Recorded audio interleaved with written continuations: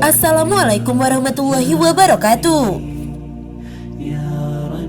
Barang siapa yang memuliakan Al-Quran, maka ia akan mendapatkan syafaat yang begitu luar biasa.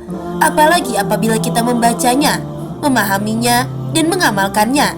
Tapi tahukah Anda, terdapat seorang wali Allah yang tidak bisa membaca Al-Quran, tetapi kuburannya bercahaya. Satu cerita yang dikisahkan dalam takzirah di Masjid Sultan Zainal Abidin, Kuala Terengganu. Pada saat itu, seorang lelaki lewat satu lokasi perkuburan di satu malam yang kelam serta sunyi. Mendadak ia terpandang, satu sinar yang jelas benderang nampak dari satu kubur, serta selalu menjulang ke langit.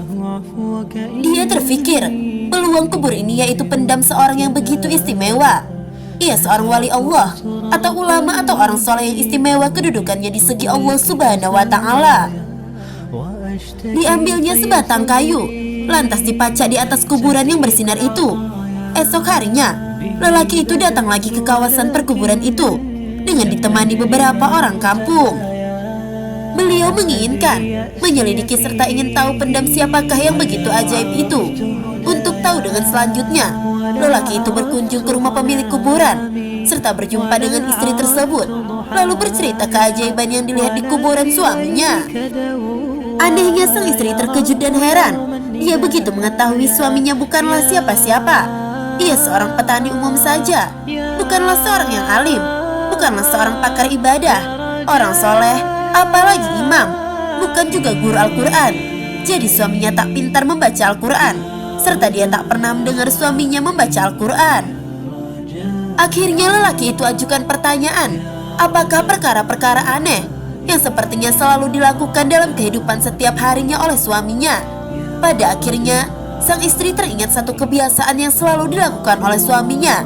Setiap saat sebelum tidur, suaminya selalu mengambil wudhu, lalu masuk ke dalam ruangan.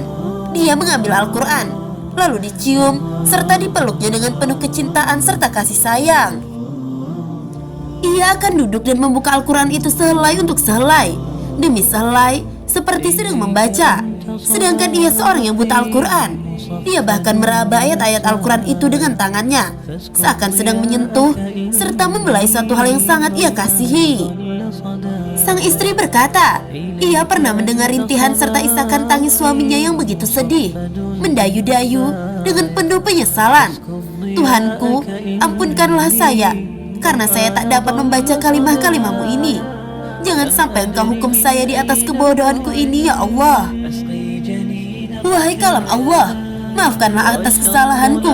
Saya tak dapat membaca kalimah-kalimahmu. Saya tidak bisa bersahabat denganmu. Saya tidak bisa mengertimu. Namun saya begitu mengasihimu. Saya begitu mencintaimu.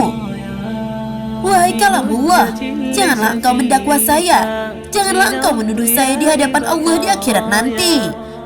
Kemudian lelaki itu memohon untuk melihat Al-Quran yang paling disayangi suaminya itu.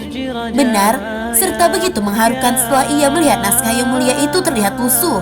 Helaian-helaiannya terlihat riring, dibuka berulang kali. Serta ada beberapa sisa air mata di kertasnya. Tanda seorang kerap menangis berurai air matanya ketika membuka lembaran yang maha suci ini.